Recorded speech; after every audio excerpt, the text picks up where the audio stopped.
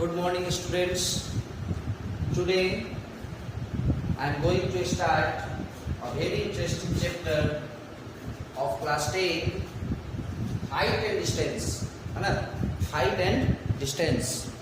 My dear students, आपको मैं एक बात बता दूं, यह जो चैप्टर है ये ट्रिगोनोमेट्री का एक पार्ट है. It means height and distance पढ़ने से पहले आपको ट्रिगोनोमेट्री पढ़ना होगा. ट्रिगोनोमेट्री पढ़ने के बाद ही यह चैप्टर आपको समझ में आएगा. चलिए देखते हैं इस चैप्टर को, है ना. इस चैप्टर में किन किन बातों को ध्यान में रखना होता है, पहले हम लोग उसको देखते हैं. ठीक है ना. देखिए, एक टर्म आता है एंगल ऑफ एलिवेशन. एक टर्म आता है एंगल ऑफ एलिवेशन. पहले हम लोग इसको समझेंगे कि एंगल ऑफ एलिवेशन क्या है. देखिए, जब आप किसी चीज को नीचे से ऊपर की ओर देख रहे हैं, सपोज कीजिए आप इस पॉइंट पर हैं, आप पॉइंट ए पर हैं और आप किसी ऑब्जेक्ट को देख रहे हैं पॉइंट बी पर. तो हमेशा याद रखिए, हमेशा ध्यान रखिए कि आप जहां हैं उसके हॉरिजॉन्टल में एक लाइन ड्रॉ कर दिया जाए, है ना.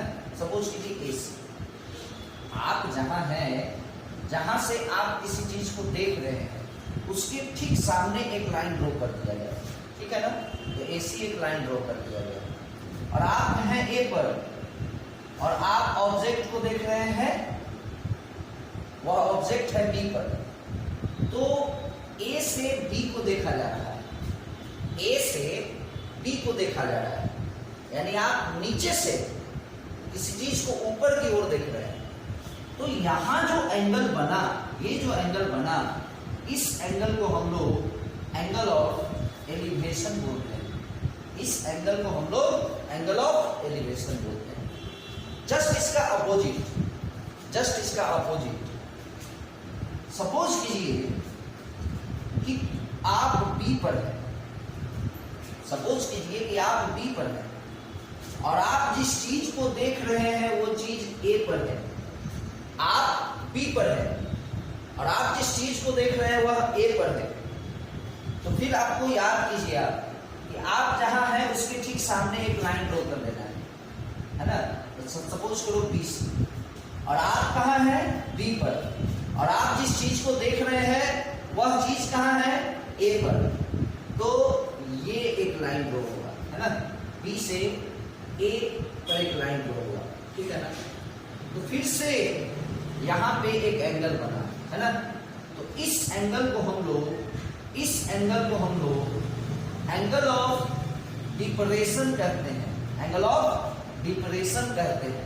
तो इस पूरे हाइट एंड डिस्टेंस में ऐसा कोई क्वेश्चन नहीं होगा जिसमें एंगल ऑफ एलिवेशन और एंगल ऑफ डिपरेशन का यूज ना हो सकता है किसी क्वेश्चन में केवल एंगल ऑफ एलिवेशन ही हो सकता है किसी क्वेश्चन में एंगल ऑफ डिपरेशन हो. ऐसा भी हो सकता है कि किसी क्वेश्चन में दोनों ही हो. इट मीन्स आप क्या समझे, बिना एंगल ऑफ एलिवेशन और बिना एंगल ऑफ डिपरेशन के समझे इस चैप्टर को समझना मुश्किल है. तो आप लोग एंगल ऑफ एलिवेशन और एंगल ऑफ डिपरेशन समझ गए होंगे.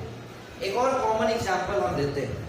सपोज कीजिए आप शर्मा जी के घर पर जाते हैं, आप किसी शर्मा जी के घर पे जाते हैं और शर्मा जी अपने छत के ऊपर है. आप जब शर्मा जी को देखिएगा तो उसके लिए आपको अपने सर को उठाना होगा. क्यों? क्योंकि शर्मा जी तो छत पर है.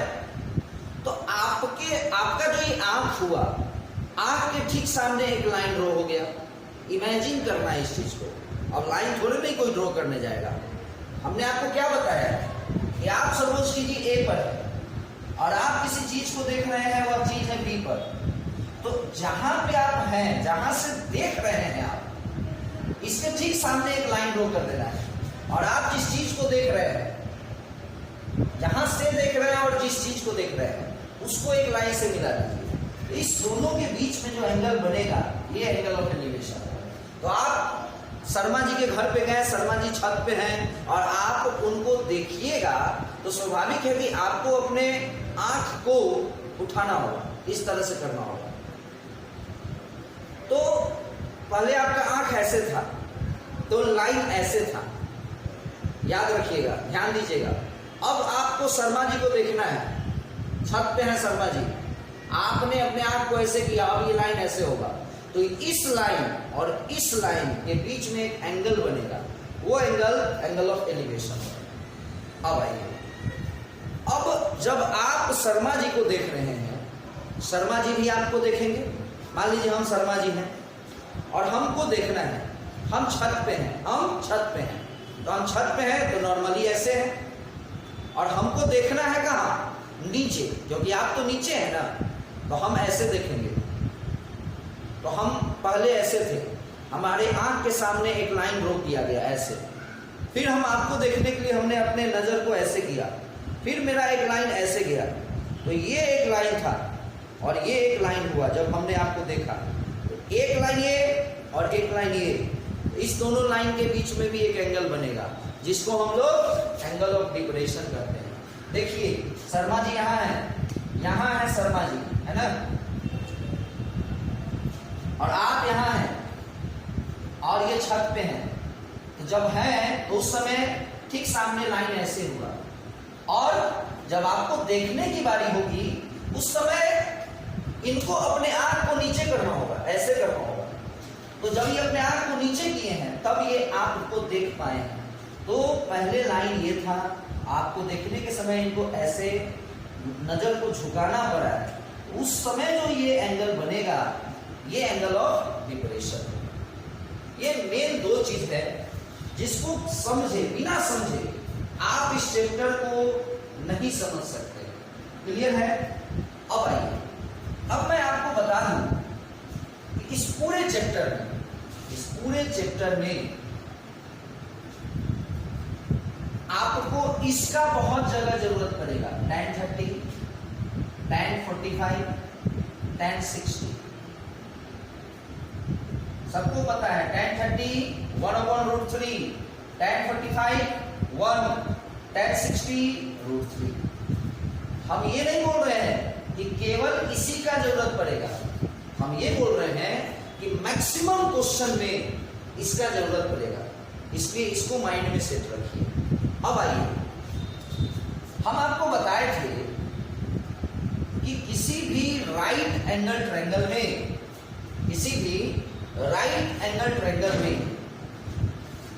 90 डिग्री के ठीक सामने वाले को हाइपोटेनस बोलते हैं। क्या बोलते हैं? हाइपोटेनस।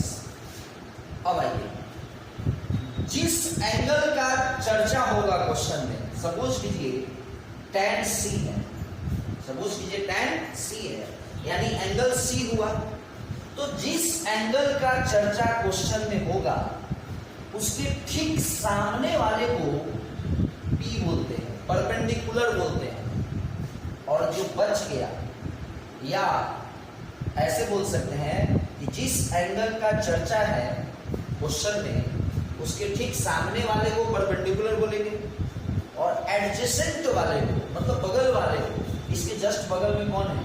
ये है। अब आप कहिएगा सर इसके बगल में तो ये भी है, तो बाबू ये है लेकिन ये तो हाइपोटेनस है क्योंकि 90 के सामने है। इसके बगल में दो साइड है, एक ये भी है और एक ये भी है, तो भैया मेरे ये तो हाइपोटेनस है, तो यही बचा ना। नहीं तो सीधी सी बात है, 90 डिग्री के सामने हाइपोटेनस, जो एंगल है, जो भी एंगल है, उसके ठीक सामने वाले को परपेंडिकुलर, और जो बच गया वो बेस। कोई दिमाग लगाने की जरूरत नहीं है। सपोज कीजिए कि tan C न लिख के हम tan A लिखिए, सपोज कीजिए tan C न लिख के हम tan A लिखिए, तो सबको पता है tan का फॉर्मूला P/B होता है। अब आपको नहीं पता है वो आप समझिए। tan हमने आपको पहले ही बताया है कि हाइट एंड डिस्टेंस पढ़ने के लिए आपको पहले ट्रिगोनोमेट्री पढ़ना होगा, है ना। अब ये संभव नहीं है कि हाइट एंड डिस्टेंस पढ़ाने के लिए पहले हम आपको ट्रिगोनोमेट्री अभी पढ़ाने जाए, हम वीडियो बनाकर आप लोगों को डाले हैं, है ना, वीडियो बना हुआ है, यूट्यूब पे डाला हुआ है अविनाश मैथ्स क्लासेज के नाम से। आप इससे पहले के वीडियो को आप लोग देख सकते हैं। क्लियर है? चलिए, तो tan का फॉर्मूला P/B होता है। हमने आपको क्या बोला है कि परपेंडिकुलर वही होगा जो एंगल के ठीक सामने होगा। किस एंगल का? जिस एंगल का चर्चा किया हुआ है। यहाँ किस एंगल का डिस्कशन है? ए का। तो इस समय एंगल ए है, तो परपेंडिकुलर कौन होगा? परपेंडिकुलर ये होगा, और ये क्या होगा? बेस होगा। अब आप कहिएगा सर ये सब क्यों बता रहे हैं? तो बता चुके हैं यार, एक बार रिमाइंड करा रहे हैं, क्योंकि इसके बिना कुछ नहीं होगा। ये सबसे मेन है, ये सबसे मेन चीज है हाइट एंड डिस्टेंस के लिए, है ना। अब हम लोग अब इस चैप्टर में कुछ समझाना नहीं है, ठीक है ना। तरह तरह का क्वेश्चन है, ठीक है ना, बहुत सारे टाइप का क्वेश्चन है। जितना ज्यादा क्वेश्चन आप बना लीजिएगा उतना ज्यादा आपका माइंड शार्प होगा। वैसे तो वीडियो में संभव नहीं है कि बहुत सारे क्वेश्चन को डिस्कस करें, लेकिन मैं कोशिश कर रहा हूं कि हर टाइप का एक एक क्वेश्चन आप लोगों को मैं बनाकर समझा दूं, ठीक है ना, ताकि आप लोगों को अपना अपना जिस बुक से भी बनाने का मन हो, K C. Sinha, R D. Sharma, R S. Agarwal, NCERT, कोई भी बुक जब आप बनाए तो आपको हर टाइप का क्वेश्चन हमारे वीडियो से टैली करेगा, ठीक है ना। चलिए तो देखते हैं आज का सबसे स्टार्टिंग क्वेश्चन नंबर 1, है ना। क्वेश्चन नंबर 1, ये आपका क्वेश्चन नंबर 1 है ना। क्वेश्चन है, पहले क्वेश्चन को समझिए। माय डियर स्टूडेंट, एक चीज माइंड में सेट रखिए, हाइट एंड डिस्टेंस एक ऐसा चैप्टर है जिसमें क्वेश्चन को समझकर यदि आप फिगर बना लेते हैं तो 50% क्वेश्चन आप उसी समय सॉल्व कर लेते हैं। अभी आपको थोड़ा अजीब लग रहा होगा, ये क्या बोल रहे हैं सर, फिगर बना लेंगे तो 50% बन जाएगा। आप 2-4 क्वेश्चन देख लीजिए, आपको हमारी बातों पर विश्वास हो जाएगा। चलिए देखते हैं, है ना। क्वेश्चन है कि ए tower stands vertically on the ground. ये हमारा ग्राउंड हो गया, है ना, ये हमारा ग्राउंड हो गया। ग्राउंड समझते हैं ना आप लोग, वही हुआ, धरती हुआ, है ना, ये ग्राउंड हो गया। ए tower stands vertically on the ground, और इस ग्राउंड पे एक टावर है। चलिए ये टावर हो गया, एक टावर हो गया, है ना, टावर हो गया, खड़ा है। स्टैंड मतलब खड़ा है। टावर कभी भी खड़ा होगा तो सीधा खड़ा होगा ना। वर्टिकली का मतलब ये होता है जैसे हम खड़े हैं, हमको वर्टिकली कहा जाएगा। यदि मैं ऐसे लेट जाऊं, पूरा बेड पर लेट जाऊं, तो वो हॉरिजॉन्टल कहलाता है ना। तो एक tower stands vertically on the ground, first line clear हो गया। उसके बाद फ्रॉम ए पॉइंट, फ्रॉम का मतलब होता है से, कहां से? तो एक पॉइंट से, फ्रॉम का मतलब से। तो क्वेश्चन है second line, from a point on the ground. वह जो पॉइंट है, वह पॉइंट कहां है? ग्राउंड पर है। वह पॉइंट कहां है? ग्राउंड पर है। Which is 20 metre away from the foot of the tower. मतलब टावर का फुट मतलब पैर, टावर का पैर कहां होगा? यहां होगा ना टावर का पैर। तो अवे मतलब दूर, यानी एक लाइन में समझिए कि एक पॉइंट है जो ग्राउंड पे है, जो टावर के फुट से 20 मीटर के दूरी पर है। क्लियर है?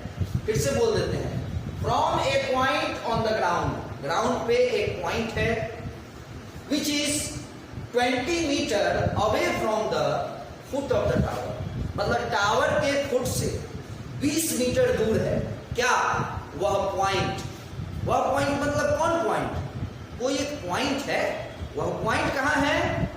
टावर के फुट से 20 मीटर दूरी पर। यह हमारा टावर है, तो स्वाभाविक है कि इसका फुट कहां होगा? नीचे होगा ना।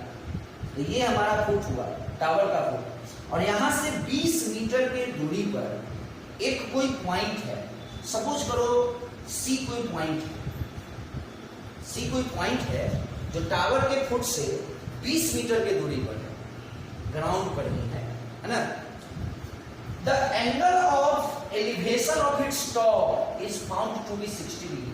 मतलब जब इस पॉइंट से कोई टावर के टॉप को देख रहा है, अब आप कहेंगे सर कैसे पता चलेगा कि टावर के टॉप को ही देखेगा? यहां देखिए लिखा हुआ है of its top the angle of elevation. अब आप कहेगा सर जरूरी है कि नीचे से ऊपर देखेगा? अरे भैया एंगल ऑफ एलिवेशन, एलिवेशन मतलब नीचे से ऊपर। याद करो शर्मा जी को देखे थे ना, द एंगल ऑफ एलिवेशन मतलब नीचे से ऊपर। ऑफ इट्स टॉप मतलब टावर के टॉप को देखना है, और देखने के समय एंगल कितने का बन रहा है? 60 डिग्री का बन रहा है। अब कहा जा रहा है find the height of the tower. इस टावर का हाइट क्या होगा ये बताना है। कितना आसान क्वेश्चन हो गया है।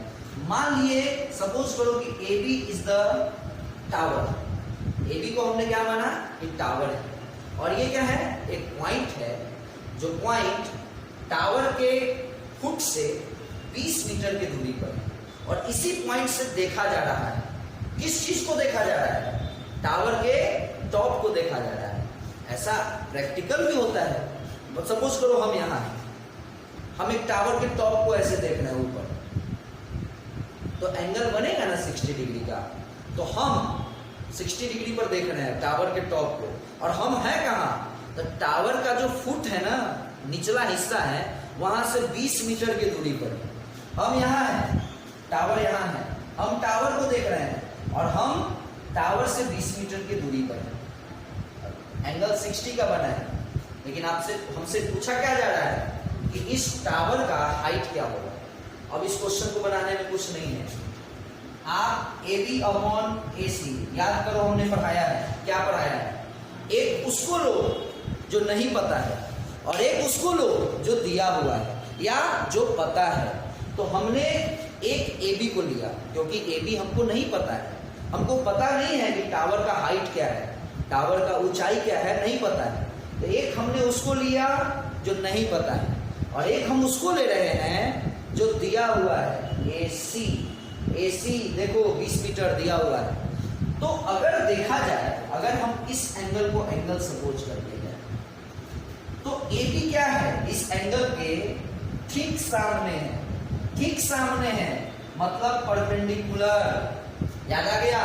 समझ में आ गया कि सर क्या ये सब पढ़ा रहे हैं? परपेंडिकुलर बेस आ गया, ये परपेंडिकुलर हो गया। और ये हमारा 90 डिग्री है, इसलिए क्योंकि टावर पूरा पूरा एग्जैक्ट खड़ा है, सीधा खड़ा है, तो स्वाभाविक है कि यहाँ 90 का एंगल बनेगा। तो ये हाइपोटेनस होगा। तो ये जो बच गया ये बेस होगा, यानी AB परपेंडिकुलर है और AC बेस है। तो बताइए P बाई B क्या कहलाता है? tan कहलाता है। P बाई B tan कहलाता है, और एंगल कितना? 60 डिग्री। बस हो गया। अभी क्वेश्चन में कुछ नहीं है, इसको थोड़ा सा मिटा दे रहे हैं। AB नहीं पता, AC 20 याद करो, बोले थे ना क्लास के स्टार्टिंग में ही tan 30, tan 45 और tan 60 बार बार आएगा। tan 60 √3। तो AB इज इक्वल टू क्या हो गया? 20 √3 मीटर।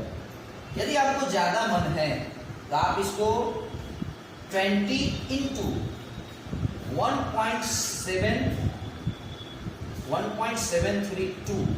अब आप कहेगा सर ये कहाँ से आया? माय डियर स्टूडेंट, √3 का वैल्यू होता है इतना, याद रखिएगा। √2 का भी वैल्यू होता है 1.414। आप इसको मल्टीप्लाई कर लीजिए, 34.64 है ना, मल्टीप्लाई करा दीजिए। तो ये आपका क्वेश्चन नंबर 1 था, ठीक है ना। अब चलिए अब बढ़ते हैं, हम पूरा समझ में आ गया होगा, ठीक है ना। एक क्वेश्चन से क्लियर नहीं होगा, अब आप सोचिएगा कि इतना ही से क्लियर हो जाना है, और 5, 6, 7 क्वेश्चन देख लीजिए, तब जाकर के पूरा समझ में आएगा। चलिए अब हम लोग क्वेश्चन नंबर 2 की ओर बढ़ते हैं, ठीक है ना। क्वेश्चन नंबर 2, चलिए ये आपका क्वेश्चन नंबर 2 है। पहले ध्यान देते हैं क्वेश्चन नंबर 2 पे। क्वेश्चन को समझने पर ध्यान दीजिए। पहले क्वेश्चन क्या कह रहा है? क्वेश्चन है कि two mens are on the opposite side of tower. मतलब ये हुआ कि एक टावर है, ये हमारा टावर हो गया, सपोज कीजिए ए बी टावर है और दो आदमी हैं और दोनों का दोनों आदमी टावर के किधर है?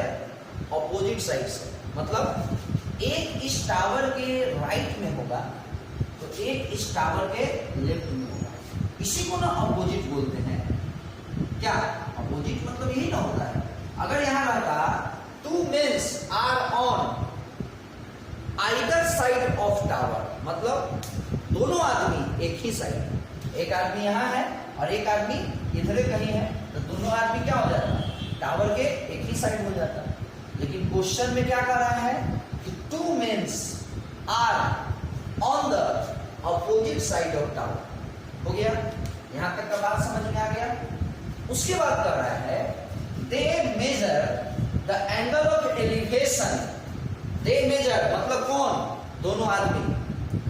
दे मेजर मतलब कौन? दोनों आदमी। Angle of elevation of top of tower. फिर वही क्वेश्चन है, दोनों ही आदमी क्या कर रहा है?